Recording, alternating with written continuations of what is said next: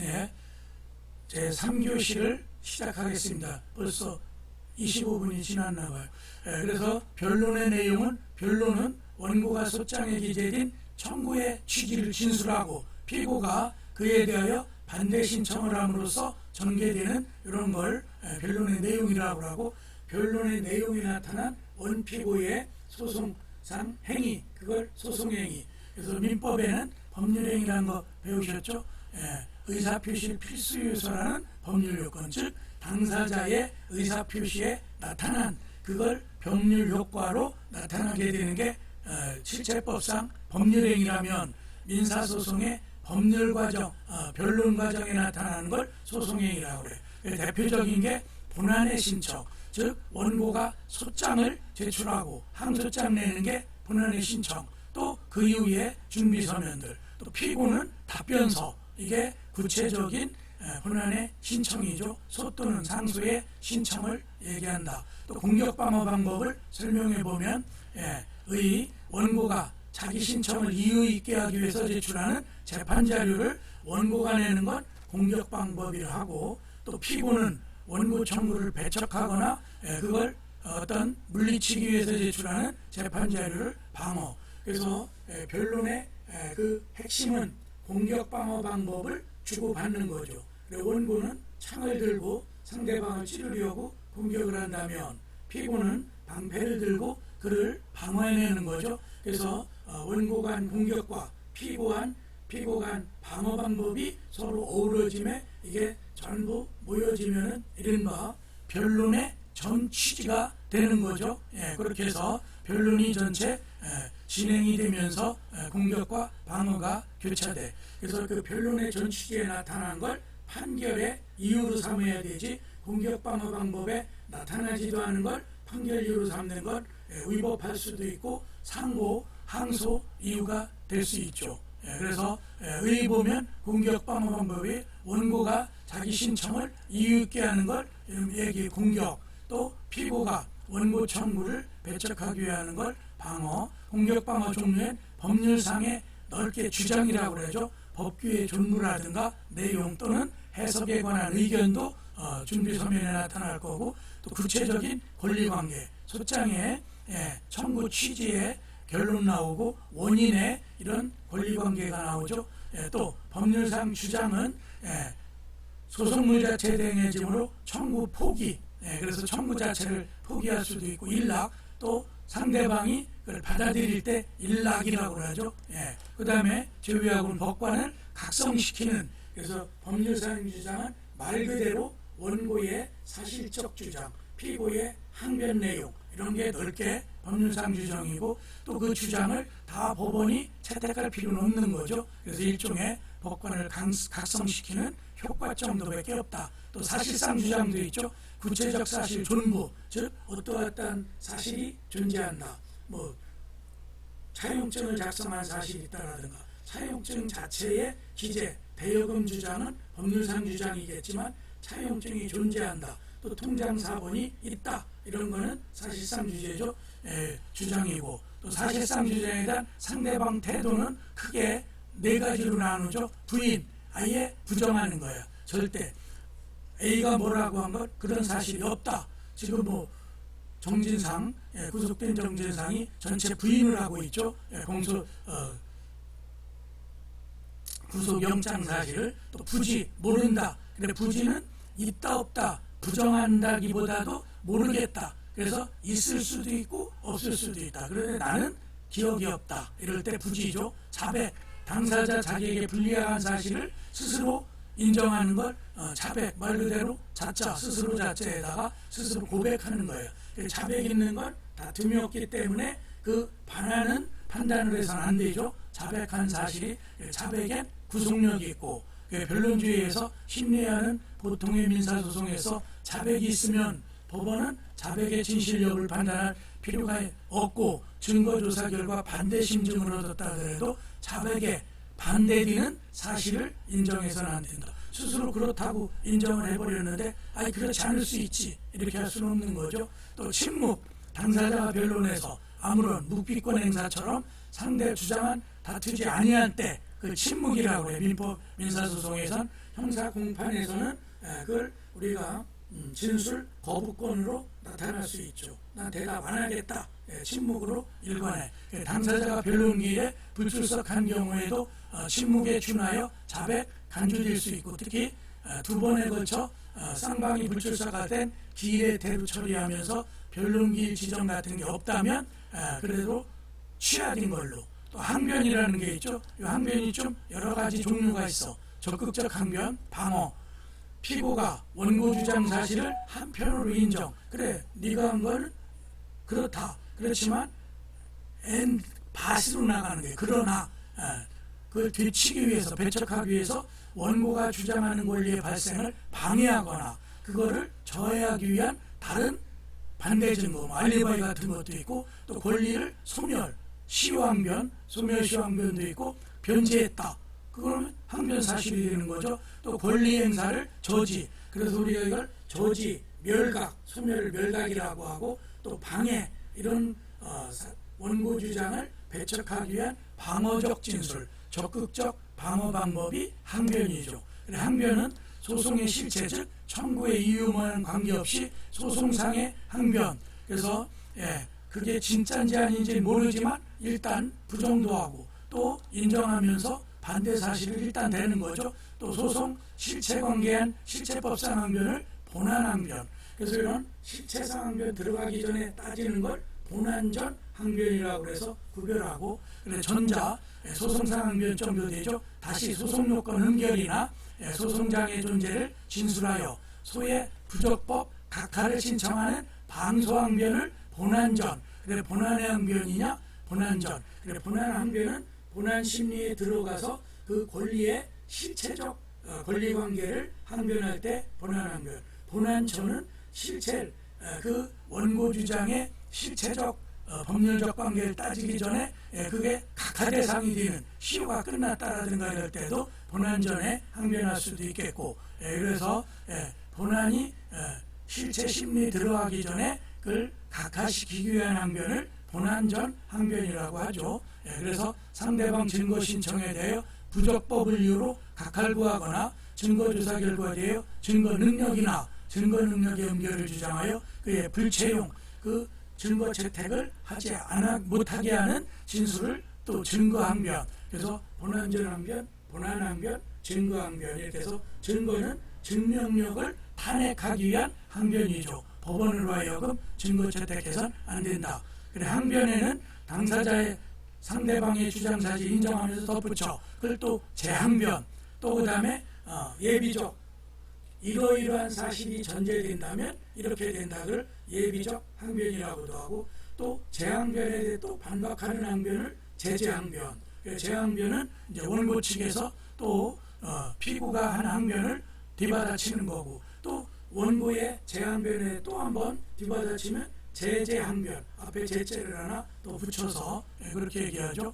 이런 게 항변. 또 뭐 가정적 항변도 있고, 또 피고 항변에 대해서 요 재항변, 재재항변, 이게 하단에 나오죠. 또 변제, 면제 사실의 항변을 내용으로 하는 것이 일반이지만 때로는 법률 효과를 배제하기 위해서 사법상 취소권, 해제권, 상계권 등의 이른바 형성권의 행사 방법, 이런 항변이 있죠. 특히 여기에 이 사법상 형성권이 재판에서 또 재판 위에서 행해진 걸 가지고 어떻게 되느냐. 그럼 여기에는 여러 가지 뒤에서 이제 좀 자세히 설명하는 형성권의 재판상 행사, 이게 법적 효력이었던지가 민사소송엔 중요한 쟁점이 돼요. 그래서 교수들이 소송상 형성권 행사, 학서도 대립되고 또 판례, 그런 것들을 설명하는 게 쟁점이 되는 거죠. 또 증거 신청, 입증이죠. 입증이라면 사실상 주장을 상대방이 부인하는 경우, 이를 증명하기 위한 행위다. 당사자가 자기에게 유리한 증거를 법원에 제출하지 않으면 증거재판주의에 그 사실이 없는 걸로 취급해 불이익당하고 자기의 주장이 받아들여지지 않죠. 그래서 불이익을 받게 되는데 이걸 입증 책임이라고 하고, 또 입증 책임 있는 자가 증거를 제출하지 못하면 패소하는 거죠. 마번에 좀 전에 설명했던 민사소송에서 형성권 행사의 사법상 형성권, 즉 해제, 해지, 취소, 상계도 넓게 형성권이죠. 행사는 양태, 이걸 또 뭐 태형이라고도 하고 두 가지가 있다. 하나의 형태는 소송 전, 소송 후에서 이 권리를 행사한 뒤에 소송에서 그 사법상 효과를 거듭 주장하는 것이고, 다른 하나는 소송 위, 소송 전에 행사하지 않고, 즉 소송에 비로소 들어와서 비로소 나 취소하겠다, 해제하겠다 이렇게 되는 거죠. 그래, 후자에 관하여 소송 위에서 형성권을 행사한 경우와 또 동일하게 사법상 효과가 발생하는지, 아니면 소송법상 효과만 생겨서 그리고 진술의 효과만 가져야 될지, 이게 이른바 소송상 형성권 행사의 법적 성질이죠. 그래서 특히 소송상 공격 방어 방법으로 사법상 형성권을 행사한 경우에 당해소가 각하취하되거나 진술이 실기한 공격 방어 방법으로 각하되면 사법상 형성권 행사의 효과가 없어지는 건지, 그걸 놓고 학설은 대립해. 그리고 법적 성질을 놓고 하나는 병존설, 또 사법회기설, 이거는 실체법의 형성권이나 소송상 이런 형성권 행사하는 게 나란히 둘 다 형성권의 실체상 효력을 주자, 이게 사법행위설이고, 양성설은 절충설이죠. 소송상 형성권 행사는 사법행위와 소송행위 두 가지 성질을 모두 갖춰서, 그래서 실체적 취소 효과, 해제 효과를 준다면 또 소송의 어떤 진술한 효과를 그 주장해서, 지금 현재는 이 신병존설이 통설 판례죠. 또 소송행위설은 단순히 실체법상 취소 효과나 해제 효과를 인정하는 게 아니라 소송상 진술한 그 소송행위의 효과만 인정하자, 다 소수설이에요. 신병존설을 설명하면 이게 현재 통설 판례인데, 이견에는 기본적으로 병존설, 즉 실체법상 행사한 효과를 주는 게 재판에서도 인정된다는 뜻이고, 소송상 형성권 행사가 소외, 취하, 각하 실기됐다면 실체법상 행사한 것도 당연히 실효되면서 효력을 인정할 수 없다. 즉 취소 효과, 해제 효과 같은 게 인정 안 된다는 뜻이고, 그렇지 아니할 때는 원칙적으로 실체법상 행사하는 걸 소송상 진술하게 되면 실체법에서 형성권 행사한 걸 인정한다. 이 학설이 우리나라 현재 통설이고, 신병존설은 특히 소송상 상계권 행사가 소송 행위로서 의미를 상실할 땐 병존설의 견해를 수정한다. 이 학설은 병존설을 수정하는 그 이론적 근거에 따라 약간 뭐 조건설이라든가 뭐 여러 가지 부분적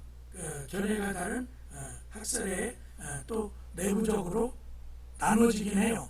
판례는 계약의 재건과 관련해서 병존설 취한계에 있고, 그런데 명확하게 상계 항변이 병존설인지는 학자들 나름대로 병존설이라고 주장하는 학설도 일부 있고, 또 일부는 그 병존설이 아닌 소송상 행위에 불과하다 이렇게 하는 견해도 있다. 그리고 여기에서 상계권은 소송상 행사된 바 없으므로 아직까지 소송상 상계항변에 대한 명시적 판례라고 설명하기는 조금 어렵지 않을까. 그런데 해제권에 대한 건 명확하게 병존설을 취하고 있죠. 상계항변이 병존설인지는 약간 다툼이 있다 이렇게 정리하시고, 또 그 다음에 조건설 뭐 그냥 살펴보시고, 큰 3번에 소송행위 일반, 여기는 이제 지금까지 여러 가지 소송상이 이제 변론에 나타나는 공격방어 행위를 전부 당사자가 하는 걸 다 소송행위인데, 행위 시기 장소에 따라 소송 전,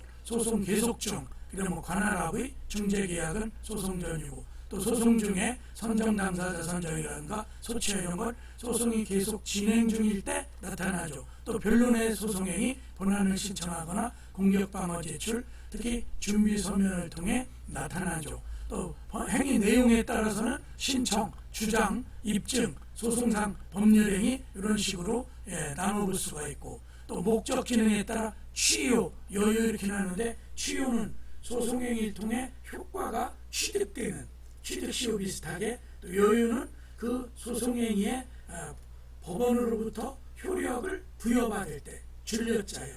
또 취유 플러스 요유 이런 게 있죠. 그래 취유의 대표적인 건 신청주장 입증같이 그걸 통해 자기의 법률 효과를 얻는 실체 효과가 나오는 거죠. 요유는 법원 행위를 개재하지 않고 직접 소송상 효과를 발생하는 소송행위로 예컨대 준비서면 신청이나 공격방어 방법의 예고, 송달을 받는다라든가 이거는 법원에 이루어진 소송행위의 효력을 오히려 당사자 행위를 통해 부여했다. 뭐 이런 얘기를 하는 거죠. 또 상소취하라든가 관할합의 전부 8가지. 끝머리 8 붙었는데 앞에 1, 2, 3, 4 관할합의까지가 8번째가 되는 거죠. 또 소송행위 특징은 뭐 인적 요건, 당사자 능력, 소송 능력, 법정 대리권, 소송 대리권 이런 것들의 심사 요건. 그런데 권리나 행위 능력 문제는 아니라고 이제 X 쳐놨고 또 표현 대리 법리를 이 인적 요건에 원칙적으로 적용한대. 다수를 판례죠. 그래서 표현 대리는 실체법, 민법의 대리의 효과를 그래서 상대방이 주장하게 되면 대리권이 있는 듯한 효과를 얻어내는 거죠. 그런데 소송에서는 그 표현 대리 법리를 원칙적으로 소송행위엔 적용 안 된다. 또 소송행위 방식 원칙은 구술을 통해서 공격방을 통해서 하죠. 예외적으로 서면에 또 소송행위는 나타난다. 그런 게 상소직이라든가 소유의 변경, 소취하, 소송고지 이런 거는 명확성을 기하기 위해서 예외적으로 서면을 통해 소송행위를 하죠. 그렇지 않으면 변론에 나가서 구술 진술하면 다 돼요. 또 소송행위 조건기한은 원칙적으로 붙여서는 안 돼. 왜? 상대방의 불이익을 불확정하게 주어선 안 되기 때문에 소송행위의 조건기한은 친하지 않다. 아까 표현대리도 안 된다고 그랬죠. 근데 예외적으로 예비적 신청이라든가 예비적 주장 같은 그런 본질적인 이게 받아들이지 않으면 두 번째 이 대안적인 주장 이런 거는 예외적 허용돼. 또 의사하자 원칙적으로 소송행위는 절차 안정성 때문에 일단 소송행위가 형성되면은 취소는 그 행위 자체 취소는 불가능하죠. 정정 보충 처리는 예외적으로 허용되죠. 약간의 수정을 하는 건데 또 소송행위 하자 있는 소송행위는 부적법 무효인 소송행위에 대한 평가는 성립 불성립이나 유효무효 적법 부적법 이유 없다 이런 식으로 마지막 판결에서 판단하죠. 또 하자 있는 소송행위 치유 그걸 고칠 수가 있는데 원칙 하자 있는 소송행위는 각 하나 기각을 시키는 게 원칙이고 종국 판결 이후에 판단해서 그동안에 이루어졌던 걸 판단으로 뭉뚱그릴 수 있죠. 또 소송상 합의는 소송 계약인데 소송 계속 중에도 당사자 간에 특히 중재 같은 걸 원한다면 중재 합의 소송이 계속 중인데도 원피고 간에 사적 계약을 할 수 있는 그런 게 되느냐 안 되느냐 허용 여부죠. 명문 규정이 직접 있어서 관할의 합의나 담보 제공 방법 이거는 명문으로 허용되는 거고 명문 규정이 없는 부적법설로 또 적법설에 해당되는 게 당사자 간의 사적 계약이 과연 부재소 계약, 소취하, 상소취하 계약이라든가 집행 계약 이런 것들은 일반적으로 인정되죠. 그래서 소송이 민사소송법이 없더라도 그런 사적인 계약이 유효하다면 적법하다는 게 통설 판례 일부는 안 된다. 소송행위는 절차 안정되어 있고 법원 변론에서 나타나야 되기 때문에 안 된다. 법적 성질은 이 소송 계약을 사법 계약설도 있고 그걸 간접 효과설, 소송 계약설, 또 발전적 소송 계약 원칙적으로 사법 계약설이 통설이죠. 그 다음에 법적 효력은 소송상 합의의 존부에 이게 그런 계약이 있는지는 항변사항이다. 주관적 범위 소송계약에 당사자 어디까지 미쳐 제3자에게 원칙적으로 안 미치고 상대적 효력만 있는 거죠. 내용을 자유히 정할 수 있는 경우는 특정 승계인에게 미치게 할 수는 있다. 그 다음에 객관적 범위는 소송계약이 적법하고 유효한 요건을 구비하고 있으면 계약의 내용에 따라 효력이 일정 범위에서 미친다. 제가 시간에 좀 쫓겨서 끄트머리 좀 빨리 했는데 오늘 1, 2, 3교시를 통해서 강의 준비했던 변론 준비에 대한 건 다 강의했어요. 어쨌든 오늘 비대면으로 제가 동영상 찍어서 여러분들 공지사항에 올리겠어요. 그래서 그걸 들어와서 수강하시고 출석 체크할 테니까 꼭 저의 동영상 강의를 체크해 주시기